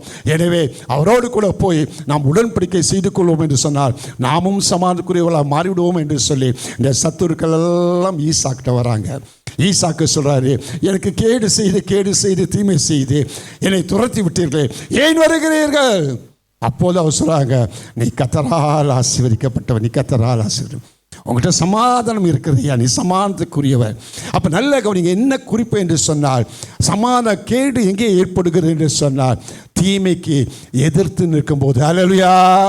ஈசாக்கு அன்பான சமாதானத்தை பற்றி கொண்டவராக சமாதானத்துடையவராக இருப்பது காரணம் என்று சொன்னார். இந்த சத்துருக்கள் அவ்வளோ தீமை செய்தார்கள். ஆபிரகாமின் கிணறெல்லாம் அவர்கள் கெடுத்து போட்டார்கள். ஈசாக்கை துரத்தி துரத்தி துரத்தி அடித்தார்கள். ஆனால் ஈசாக்கு தன் சமாதானத்தை இழந்து போகாதபடிக்கு சமாதானத்துக்குரியவராக இருப்பது காரணம் என்று சொன்னால் அவர் தீமைக்கு எதிர்த்து நிற்கவில்லை. அல்லேலூயா. தீமைக்கு எதிர்த்து நீதிமொழிகளில் ஒரு வார்த்தை இருக்கிறது. என்ன இருக்கிறது? தீமைக்கு எதிர்த்து நிற்க வேண்டாம், நிற்க வேண்டாம். பாஸ்டர் சாம் சுந்தரம் அவர்கள் இருக்கும்போது அவருக்கு காரை ஓட்டிக்கொண்டிருந்த ஒரு பிரதர் கேப்ரியல் இருந்தார். நீங்கள் அறிந்திருப்பீர்கள். அந்த கேப்ரியல் பெயின் ஸ்கூல் இருக்கு இல்லைங்களா கெல்லிஸில், அதுக்கு எதிர் ஆப்போசிட் ரோடில் அன்பான் தேவஜியுமே அவருடைய பிதாக்கள் ஜெனரேஷன் தகப்பனார் தாத்தா எல்லாம் அங்கே இருக்கிறார்கள். ராஜஸ்தான் குஜராத் மாநிலத்தை சேர்ந்தவர்களுடைய இடங்கள் அது. அங்கே கீழே அவர்கள் வேலை செய்து கொண்டார்கள். அந்த இடங்களிலே தங்கும்படியாக இருந்தார்கள். இவர்கள் அந்த இடங்களில் அநேக ஆண்டுகள் தங்கி அந்த பிதாக்கள் எல்லாம் போய்விட்டார்கள். இப்போது கேப்ரியல் குடும்பத்தார் சகோதரர்கள் அங்கே இருக்கிறார்கள். அந்த இடம் சட்டத்தின் ரீதியிலே இவர்களுக்கு சொந்தமாகி விட்டது. இப்போது ராஜஸ்தான் இருக்கிறவர்கள் எல்லாரும் அந்த ஓனர்ஸ்லாம் வந்து இந்த இடம் எங்களுக்குரியது, நீ காலி பண்ணணும், நாங்கள் டெவலப் பண்ண போகிறோம் என்று சொல்லும்போது இவர்கள் சட்ட ரீதியாக சொன்னாங்க, இத்தனை ஆண்டுகள் நாங்கள் இங்கே தொழில் செய்து இங்கே இருந்துட்டோம், இது எங்களுக்கு உரிமைகள் ஆயிடுச்சு என்று சொல்லி போராடினாங்க. இப்படி வழக்குக்குள் போகிறது போல இருந்தது. அப்போது கேப்ரியல் பாஸ்டர் சாம்சன் வந்து அணுகி அவர் சொன்னார், பாஸ்டர் சாம்சன் ரூஃபஸ் தான் ஏற்றவர், அவர்கிட்ட நான் அனுப்புகிறேன், அவர் உனக்கு காரியங்களை செய்வார் என்று சொன்னார். என்னிடத்தில் வந்தார். சட்ட ரீதியாக நான் சொன்னேன். சொல்லிட்டு பாஸ்டர் பேசும்போது பாஸ்டர் கேப்ரியல் கூப்பிட்டு ஒரு வார்த்தை சொன்னார். என்ன சொன்னார்? உனக்கு நியாயம் இருக்கிறது, உனக்கு நீதி இருக்கிறது, வழக்கை போட்டு நீ என்ன பண்ணலாம், அந்த இடத்தை சுதந்திரிக்கலாம். ஆனால் அவர்கள் காம்பன்சேஷன் கொடுக்குறாங்க அல்லவா, நீ என்ன பண்ணு, தீமைக்கு எதிர்த்து நிற்க வேண்டாம், அதை வாங்கிக் கொள்ளு என்று சொன்னார். கொஞ்சம் காம்பன்சேஷன் தான் கொடுத்தார்கள். அந்த தெய்வ மனுஷன் சொன்ன வார்த்தைக்கு உட்பட்டு அவரும் அந்த காம்பன்சேஷன் விட்டு நான் தான் போய் அந்த ஆட்களெல்லாம் பேசி காம்பன்சேஷன் வாங்கி கொடுத்தேன். இன்றைக்கு அந்த கேப்ரியல் தேவனுக்கு ஊழியம் செய்கிறவராக இருக்கிறார். ஹல்லேலூயா. அன்பான் தெய்வ ஜனமே, நமக்கு நியாயம் இருக்கும். நமக்கு நீதி இருக்கும், நமக்கு எல்லா சட்டங்களும் சார்பாக இருக்கும், நம்ம காரியங்கள்லாம் ஜெயமாகத்தான் இருக்கும். ஆனால் அது தீமைக்கு எதுவானதாக இருக்கிறார் என்று சொன்னால் தீமைக்கு எதிர்த்து நிற்காதபடிக்கு நம்ம விலகி போவோம். ஹல்லேலூயா. சமாதானக்கேடு எங்கே இருக்கிறது? வாக்குவாதத்திலே இருக்கிறது. சமாதானக்காடு எங்கே இருக்கிறது? தீமைக்கு எதிர்த்து நிற்கும்போது. தீமைக்கு எதிர்த்து நிற்கும்போது தீமை வருகிறதா? தீமையை நம்ம எதிர்த்து நிற்க வேண்டாம், தீமையை விட்டு விலகி போவோம். ஹல்லேலூயா. மூன்றாவதாக சமாதானக்கேடு குறித்து பார்க்கும்போது லூக்கா சுவிசேஷ புஸ்தகத்தில் ஒரு தகப்பன் 2 குமாரர்கள், இளைய குமாரன் மூத்த குமாரன் என்று வேதம் அறிந்திருக்கிறோம். இளைய குமாரன் தகப்பனுக்கு இடத்திலே அன்பாம் போராடி தன் ஆசைகளை தன் பங்கை பெற்றுக்கொண்டு தூர தேசத்தில் போய் வேசிகளோடு கூட ஜீவித்து எல்லாவற்றையும் இழந்த நிலைமையிலே அவன் தெளிந்த புத்தி உள்ளவனாக மாறி மீண்டும் வீட்டுக்கு வருகிறான். தகப்பன் அவனை அணைத்து கொண்டு வீட்டிலே ஒரு பெரிய சந்தோஷம், சமாதானம். ஹல்லேலூயா. இப்போது மூத்த குமாரன் அவன் வருகிறான். என்னையா ஒரு பெரிய சந்தோஷம் இருக்கிற என்ன காரணம் என்று கேட்கும்போது தூர தேசத்துக்கு போன இளையகுமாரன் வந்து விட்டான். தகப்பன் அவனை தன் வீட்டிலே அரவணைத்து இருக்கிறான் என்று சொல்லி அந்த மூத்த குமாரன் சொல்கிறான். என்ன சொல்கிறான் என்று சொன்னால், நான் வீட்டுக்குள்ளே வரமாட்டேன், அந்த சந்தோஷத்துக்குள்ளே வரமாட்டேன், அந்த தகப்பனின் சமாதானத்துக்குள்ளே வரமாட்டேன். ஏன் என்று சொன்னால் இவன் ஆசைகளாம் பறித்து போய் இவன் வேசிகளிடத்திலே ஜீவனம் பண்ணி பேரெல்லாம் கெடுத்தவன் வந்திருக்கும் போது அவனை சேர்த்துக்கொள்வது ஏற்புடையதா? நான் வரமாட்டேன் என்று சொன்னேன். அவன் வீட்டுக்கு வெளியே புறம்பே இருந்தவனாக இருந்தான், சமாதானக்கேடு உள்ளவனாக இருந்தான். சமாதானக்கேடு இங்கே வருவதற்கு காரணம் என்ன? தகப்பன் சமாதானம் சந்தோஷத்துக்குரியவராக மாறுவதற்கு காரணம் என்ன? குற்றம் செய்தவன் தான், குறை செய்தவன் தான் இளையகுமாரன். ஆனால் குற்றம் குறைகளை பார்க்கவில்லை. ஹல்லேலூயா. குற்றப்படுத்தவில்லை, குறை சொல்லவில்லை. குற்றம் குறை இருக்கிறது, ஆனால் குற்றம் குறைகள் பேசாதபடிக்கு அன்பாந்து நினைத்தபடினாலே தகப்பன் சந்தோஷம் சமாதானத்துக்குள்ளே இருந்தார். ஆனால் மூத்த சகோதரனோ அவன் சமாதானத்துக்கு ஏதுவானாக இல்லாதபடிக்கு போவது காரணம் என்ன? அவன் குற்றம் சாட்டுகிறவனாக குறை பார்க்கிறவனாக இருந்தபடினாலே சமாதானக்கேடு இருந்தது. சமாதானக்கேடு எங்கே இருக்கிறது? வாக்குவாதத்தில் இருக்கிறது. சமாதானக்கேடு எங்கே இருக்கிறது? தீமையை எதிர்த்து நிற்பதிலே இருக்கிறது. சமாதானக்கேடு எங்கே இருக்கிறது? குற்றம் குறை பார்ப்பதிலே இருக்கிறது. ஹல்லேலூயா. குற்றம் குறை பார்ப்பதற்கு நமக்கு எந்த அதிகாரமும் இல்லை. யாரையும் குற்றம் குறை பார்த்து குற்றம் குறைகளை சொல்லுவதற்கு தேவன் நம்மை அனுமதிக்கவே இல்லை. அவர் எல்லாரும் பாவங்களுக்காக அவர் பாவமானார். ஹல்லேலூயா. எல்லா பாவங்களுக்காக நாம் எல்லாரும் பாவம் செய்து தெய்வ மகிமையற்றவர்களானோம் என்று வேதம் சொல்லுகிறது. நாம் எல்லாரும் பாவம், நீதிமான் ஒருவனாகிலும் இல்லை. நம்ம எல்லார் வாழ்க்கையிலும் குறைகள் இருக்கிறது, குற்றங்கள் இருக்கிறது. நான் பூர்ணமானவன் என்று சொல்லி யாராவது ஒருவர் கை தூக்கி சொல்லக்கூடுமா? நம்ம எல்லாரும் மாம்சத்துக்கு உட்பட்டவர்களாக இருக்கிறோம். நம்மளே குறைகள் இருக்கத்தான் செய்கிறது, நம்மளே கரைகள் இருக்கத்தான் செய்கிறது. ஆனால் கரைகள் உள்ளவர்களாக இருக்கிற நாம் மற்றவர்களை பார்த்து நீ கரை என்று சொல்லி குற்றம் கண்டுபிடிப்போம் என்று சொன்னால் என்ன நடக்கும்? சமாதானக்கேடு ஏற்படும்.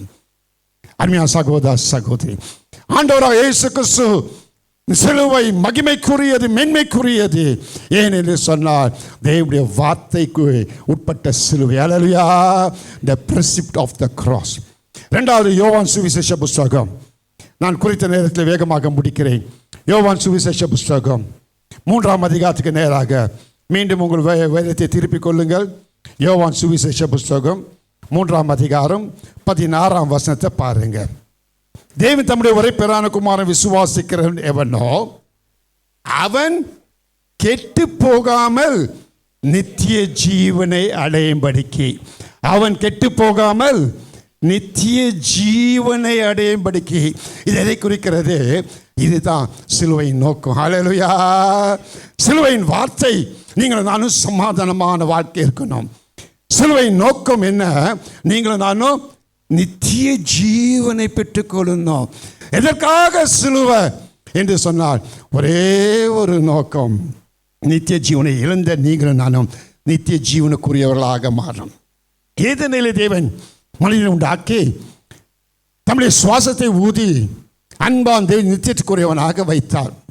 அவன் வார்த்தை மீறினபடினாலே அவன் என்ன ஆனான் என்று சொன்னால் அவன் நித்தியத்தை இழந்து போய்விட்டான். ஹல்லேலூயா. அவன் இருளுக்கு அடிமையாகிவிட்டான், பிசாசுக்கு அடிமையாகிவிட்டான். அவன் நித்தியத்தை இழந்து போய்விட்டான். மனுஷன் மாத்திரம் நித்தியத்தை இழந்து போகவில்லை. மனுஷனுக்குள்ள என்ன இருக்கிறது? தேவ சாயல் இருக்கிறது. என்ன இருக்கிறதுங்க? தேவ சாயல் இருக்கிறது. மனுஷனுக்குள்ள என்ன இருக்கிறது? தேவனுடைய சுவாசம் இருக்கிறது. The spirit of God and the image of God was in the man. இப்போது அந்த மனுஷன் அவன் நித்தியத்தை இழந்தவனாக இருளின் ஆதிக்கத்துக்குள்ளே அடிமைக்குள்ளே போய்விட்டான். தேவன் எப்படி விட முடியும்? எப்படி இந்த மனுஷனை விட முடியும்? தேவ சாயல் உடையவனாக இருக்கிறானே, தேவனின் சுவாசத்துக்குட்பட்டவனாக இருக்கிறானே, நித்திய ஜீவனுக்குரியவனாக தேவனால் ஏற்படுத்தப்பட்டவனாக இருக்கிறானே, எப்படி தேவன் இதை விட முடியும்? விட முடியாது. அப்போ என்ன பண்ணணும் என்று சொன்னால், அன்பா மரணத்தை மேற்கொள்ளணும். ஹல்லேலூயா. மரணத்தை மேற்கொள்வது யார்? மரணத்துக்குள்ளே போய் உயிரோடு வர வேண்டும். அப்போ தான் மரணம் மேற்கொள்ள முடியும். அதை மேற்கொள்வது யார்? தேவனே மனுஷனாக வந்தார். வந்து அவர் மரிக்கவில்லை, அவர் மரணத்துக்கு தன்னை ஒப்பு கொடுத்தார். ஹல்லேலூயா. அவருக்கு மரணம் கிடையாதுயா. இயேசு கிறிஸ்து தேவன், மெய்யான தேவன். அவருக்கு மரணம் கிடையாது. ஆனால் மரணத்துக்கு ஒப்பு கொடுத்தார். ஹல்லேலூயா. மரணத்துக்கு ஒப்பு கொடுத்து அவர் உயிர்த்தெழுந்தபடினாலே மரணமே உன் கூறு எங்கே, பாதாளமே உன் ஜெயம் எங்கே, மரணம் விழுங்கப்பட்டது. ஹல்லேலூயா. நல்ல கவனிங்க. அப்போ இது எங்கே நோக்கம் என்னன்னு சொன்னால், மரணம் மனிதனுக்குள்ள நித்தியத்துக்குள்ளவனை ஆளுகை செய்து இருக்கிறது. அந்த மரணத்தை மேற்கொள்வது தான் சிலுவை நோக்கம். ஹல்லேலூயா. மரணம் மேற்கொண்டபடினாலே நீங்களும் நானும் யாராய் மாறிவிட்டோம்? நித்திய ஜீவனுக்கு குறியவர்களாக மாறிவிட்டோம். அப்போ நான் இதை சொல்கிறேன். என்ன சொல்கிறேன்னு சொன்னால், அது லைஃப் ஆஃப் பீஸ், இது லைஃப் ஆஃப் ரிடெம்ஷன். ஹல்லேலூயா. சிலுவை நோக்கம் அன்பான் தேவன் எப்படிப்பட்ட வாழ்க்கையை ஏற்படுத்துகிறது? மீட்பின் வாழ்க்கையை ஏற்படுத்துகிறது. சிலுவையின் வார்த்தை எப்படிப்பட்ட வாழ்க்கையை ஏற்படுத்துகிறது? சமாதானத்தின் வாழ்க்கையை ஏற்படுத்துகிறது. சிலுவை நோக்கம் என்ன? நீங்களும் நானும் மீட்பு அடைந்திருக்க வேண்டும். சிலுவையிலே மீட்பை ஏற்படுத்தி விட்டார். நீங்களும் நானும் அந்த மீட்புக்குரியவர்களாக இருக்கிறோமா? இந்த மீட்புக்குரியவர்கள் எப்படிப்பட்டவர்கள்? ஏசாயா 35ஆம் அதிகாரம் 10ஆம் வசனத்தை வாசிக்க கேட்போமா? ஏசாயா தீர்க்கதரிசி புஸ்தகம் 35ஆம் அதிகாரம் 10ஆம் வசனம்.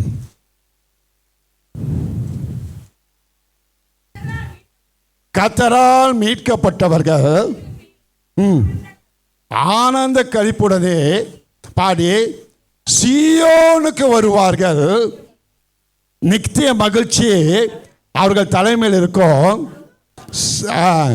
சஞ்சலம் தவிப்போம் ஓடி போகும். 51:11 இதே வசனம் இருக்கிறது. இந்த ரெண்டு வசனம் என்ன சொல்லுகிறது? கர்த்தரால் மீட்கப்பட்டவர்கள் யார்? அவர்கள் சீயோனுக்கு வருவாங்க. ஹல்லேலூயா. மீட்கப்பட்டவர்கள் யாருங்க? சீயோனுக்கு வருகிறவர்கள், தேவ ராஜ்யத்துக்கு வருகிறவர்கள், தேவனோடு கூட இணைக்கப்படுகிறவர்கள். அவர்கள் தான் மீட்கப்பட்டவர்கள். மீட்கப்பட்டவர்கள் நீங்களும் நான் மீட்கப்பட்டு இருக்கிறோமா? சிலுவையில் மீட்பை ஏற்படுத்தி விட்டார். ஆனால் நாம் மீட்புக்குரியவர்களாக இருக்கிறோமா? மீட்கப்பட்ட வாழ்க்கை உடையவர்களாக இருக்கிறோமா? அப்போ மீட்கப்பட்ட வாழ்க்கை இருக்கிற முதல் காரியம் என்னென்ன? சால்வேஷன். என்னங்க? ரட்சிப்பு. முதல் வாழ்க்கை என்ன? சிலுவை நோக்கம் என்ன? மீட்பு பெற்றுக்கொள்ள வேண்டும். மனுக்குள்ள மீட்பு உட்பட்டவர்களாக இருக்க வேண்டும். மீட்பை பெற்றவர்கள் எப்படிப்பட்டவர்கள்? முதல் அவர்கள் ரட்சிக்கப்பட்டவங்க. என்ன பண்ணுவாங்க? ரட்சிக்கப்பட்டவர்கள். என்ன அர்த்தம்? மனம் திரும்புதல் அடைந்தவர்கள். அல்லையா? மனம் மாற்றம் அடைந்தவர்கள். யோவான் 3ஆம் அதிகாரத்தை வாசிக்கும் போது அன்பான் தேவச்சனமே, அங்கே நிக்கோதேமு என்ற ஒரு மனுஷனை குறித்து வேதம் சொல்கிறது. அவன் ஒரு பரிசேயன். அவன் தேவனிடத்தில் வந்து அவன் கேட்குறான், ஆண்டவரே என்னட்டு. ஆண்டவர் என்ன சொல்றாரு? மறுபடியும் பிறக்காவிட்டால். மறுபடியும் பிறக்காவிட்டால். அப்போ ரட்சிப்பு என்றால் என்ன? மறுபடியும் பிறப்பது. மறுபடியும் பிறப்பது. பாவியான மனுஷன் இயேசுவின் சிலுவையில் ஏற்படுத்தப்பட்ட மீட்பை விசுவாசித்து அதற்கு சுதந்திரவாளை ஆக்கிக் கொள்வது ரட்சிப்பு. ரட்சிப்பு போதுமா? மீட்கப்பட்டவனாக இருப்பதற்கு, ஆண்டவர் நாளிலே மீட்கப்பட்டவனாக இருப்பதற்கு ரட்சிப்பு போதுமா? ரட்சிப்பு போதாது. ரட்சிப்பு போதாது. ஏன்னா வேதம் சொல்கிறது, முடிவு பரியன் நிலை நிற்பவனே ரட்சிக்கப்படுவான். கல்வாரி சிலுவையில் வந்துட்டீங்க, ஆண்டவராகிய இயேசு கிறிஸ்து சிலுவையிலே செய்ததை நீங்கள் விசுவாசித்து பாவி என்று உணர்ந்த போது என்ன பண்ணி ஒரு செகண்ட்ல என்ன பண்ணீங்க? நீங்கள் மனம் மாறிவிட்டீர்கள், ரட்சிக்கப்பட்டீங்க. ஆனால் இந்த ரட்சிப்பு இயேசு வரும்போது நாம் எடுத்துக்கொள்ளப்படக்கூடியதற்கு போதுமா என்று சொன்னார். அது போதாது. இந்த ரட்சிப்பில் கடைசி வரைக்கும் நினைக்கணும். அல்லேலூயா. கடைசி வரைக்கும் என்ன பண்ணணுங்க? அந்த சிலுவையில் வந்த நாளிலே ஏற்பட்டதே மனமாற்றம், அன்பா அந்த மறுபிறப்பு ஏற்பட்டது. அந்த மறுபிறப்பில் கடைசி வரைக்கும் நிற்கணும். கடைசி வரைக்கும் நிற்கணும்னு அடுத்தது சுத்திகரிப்பு அவசியம். அல்லேலூயா. சாங்டிஃபிகேஷன். மீட்கப்பட்டவர்கள் எப்படிப்பட்டவர்கள்? மீட்கப்பட்ட வாழ்க்கை உடையவர்களா? அவர்கள் life of salvation and life of sanctification. ரட்சிக்கப்பட்ட பிறகு அனுதினம் என்ன பண்ணுவாங்க? சுத்திகரிக்கப்படணும். சுத்திகரிக்கப்படுவதற்கு வேறு பல வழிகள் இருக்கிறது. இயேசு கிறிஸ்துவின் ரத்தம் நம்மை கழுவி சுத்திகரிக்கிறது. சத்தியத்தை அறிவீர்கள், சத்தியம் உங்களை விடுதலையாக்கும். சத்தியம் வசனம் நம்மை சுத்திகரிக்கிறது. பசுத்த ஆவியானவர் நம்ம என்ன பண்றாருங்க? அவர் சுத்திகரித்து கொண்டே இருக்கிறார். ஸோ இப்படி பல வழிகள் இருக்கிறது. ஆனால் இவைகள் அந்த சுத்திகரிப்பு ஏற்பட வேண்டும் என்று சொன்னால் ஒரு 3 படிகள் இருக்கு. சுத்திகரிக்கப்பட்டவர்களாக இருக்கணும். ஒன்று, சங்கீதம் 51:2-3 வசனம் வாசிக்கும் போது தாவீது தன்னை அறிந்தவனாக இருந்தான். அல்லேலூயா. தன்னை அறிந்தவன் என்ன பண்ணா?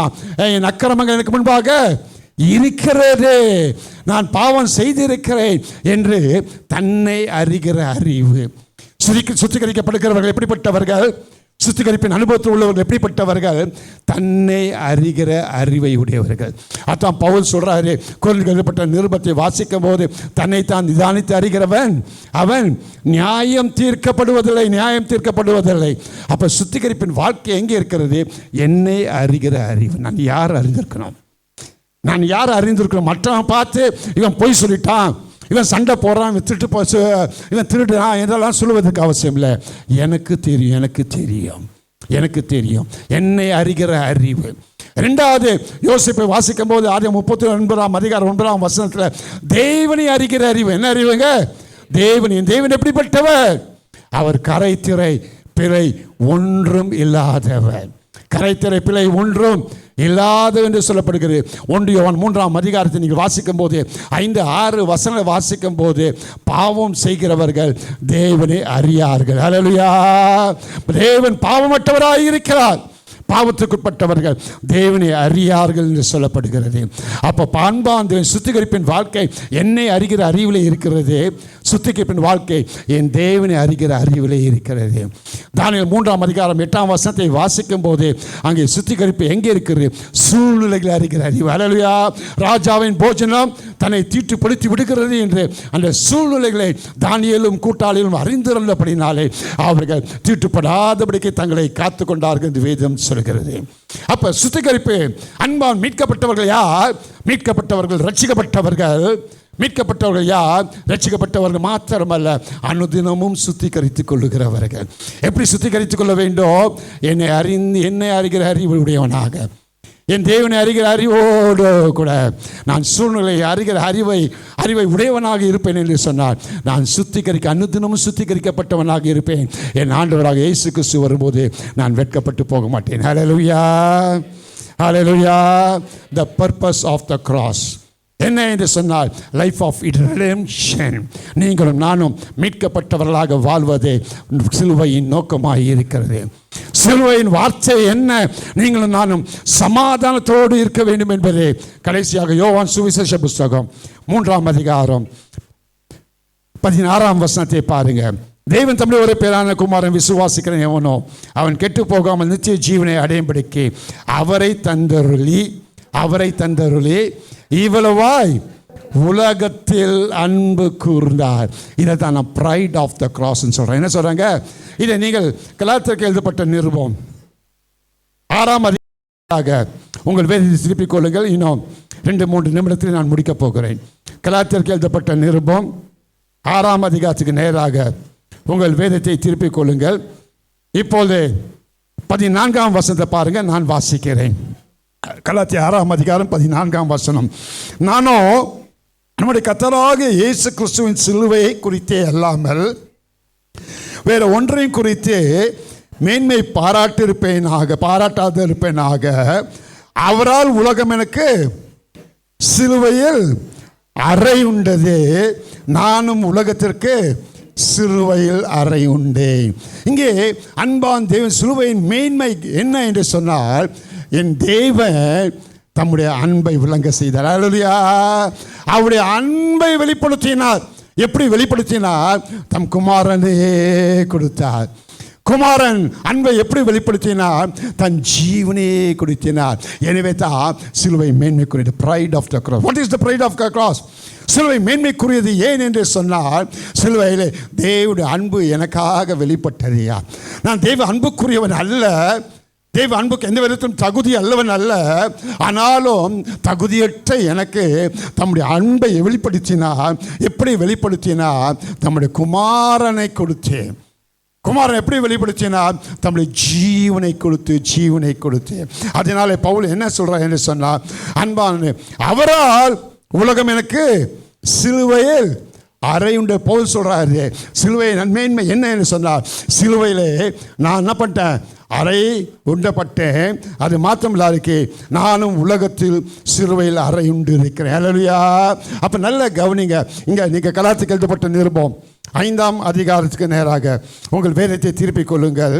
இப்போது நீங்கள் 24 25 நான் வாசிக்கிறேன் பாருங்கள்.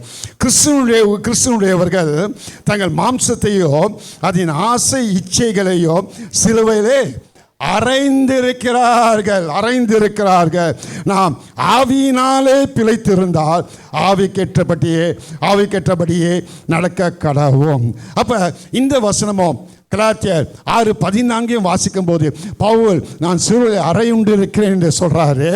இங்கே பவுல் கலாத்தியர் என்ன சொல்றாரு என்று சொன்னார், கிறிஸ்துவுடையவர்கள் தங்கள் மாம்சத்தையும் அதன் ஆசை இச்சைகளையும் சிலுவையிலே அறைந்திருக்கிறார்கள். எது சிலுவையில் அறையப்பட்டு இருக்கிறது?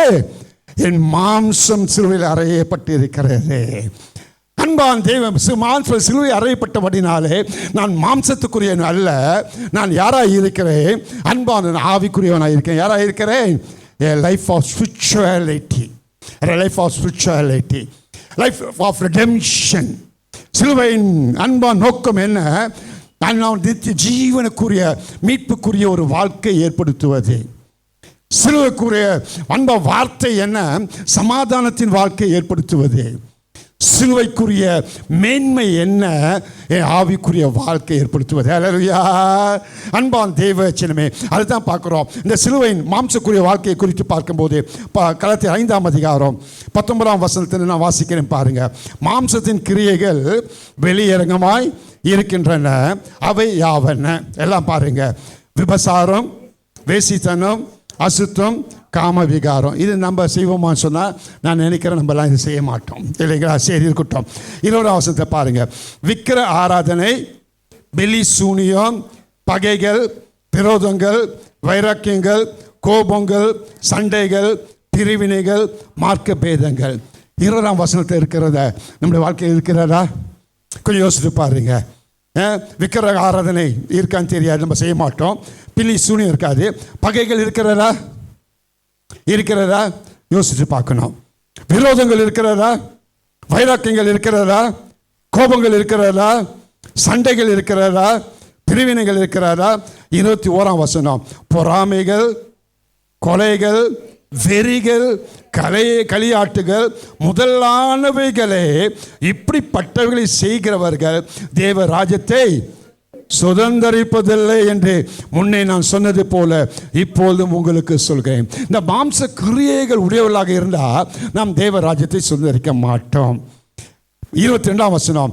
ஆவியின் கனியோ அன்பும் சந்தோஷம், சமாதானம், நீடிய பொறுமை, தயவு, நற்குணம், விசுவாசம், சாந்தம், இச்சையடக்கம், இப்படிப்பட்டவைகளுக்கு விரோதமான பிரமாணம் ஒன்றும் இல்லை. கிறிஸ்துவனுடையவர்கள் தங்கள் மாம்சத்தை சிலுவையிலே அறைந்திருக்கிறார்கள். ஐயா, சிலுவை மேன்மைக்குரியது. What is the pride of cross? I have died on the cross with Jesus. அல்லேலூயா. அதுதான் மேன்மை. மேன்மை என்ன? சிலுவையிலே நான் அறை உண்டு விட்டேன். நான் அறையுண்டு விட்டேன் என்றால் என்ன அர்த்தம்? என் மாம்சம் சிலுவையிலே அறையுண்டு விட்டது. மாம்சத்தின் கிரைகள் எல்லாம் சிலுவையிலே செத்து போய்விட்டது. இப்போது நான் இருக்கிறது மாம்சத்துக்குட்பட்டவன் அல்ல, ஆவிக்குரியவன். அல்லேலூயா. ஆவியின் கனிகளை உடையவனாக இருக்கிறேன். ஆவியின் கனிகளை, அதுதான் சிலுவையின் மேன்மை. சிலுவையின் மேன்மை. நான் முடிக்க போகிறேன். யோவான் சுவிசேஷ புஸ்தகம் 3ஆம் அதிகாரத்துக்கு நேராக மறுபடியும் எல்லாத்தையும் வேதத்தை எடுத்துக்கொள்ளுங்க. நாம் இந்த வசனத்தை வாசித்து அறிக்கை செய்து நாம் முடிக்க போகிறோம். யோவான் சுவிசேஷ புஸ்தகம் 3ஆம் அதிகாரம் 16ஆம் வசனத்தை எல்லாரும் எடுத்துக்கொள்ளுங்க. எல்லாரும் சேர்ந்து வாசிப்போமா? தேவன் தம்முடைய ஒரே பேரான குமாரனை விசுவாசிக்கிறவன் எவனோ அவன் கெட்டு போகாமல் நித்திய ஜீவனை அடையும்படிக்கு அவரை தந்தருளி இவ்வளவாய் உலகத்தில் அன்பு கூர்ந்தார். இந்த வசனத்தில் 3 காரியங்களை சொன்னேன் இல்லைங்களா?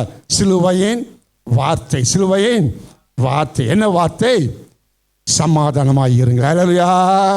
அப்ப அன்பு, what the principle of the cross, அது எப்படிப்பட்ட வாழ்க்கையை ஏற்படுத்துகிறது? அது சமாதானமான வாழ்க்கை.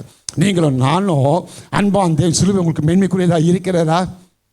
சிலுவை கர்த்தராகிய இயேசு கிறிஸ்துவின் சிலுவை தியானிக்கின்ற காலங்களிலே அந்த சிலுவை உங்களுக்கு மேன்மைக்குரியதாக இருக்கிறதா?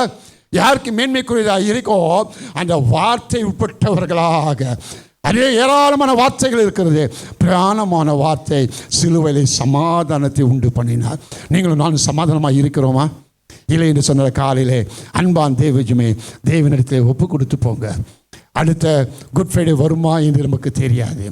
ஆண்டோட வருகை சமீபித்து விட்டது. உலகத்தின் நிகழ்வுகள் எல்லாம் அவருடைய வருகை சமீபித்து இருக்கிறதை காண்பிக்கிறது.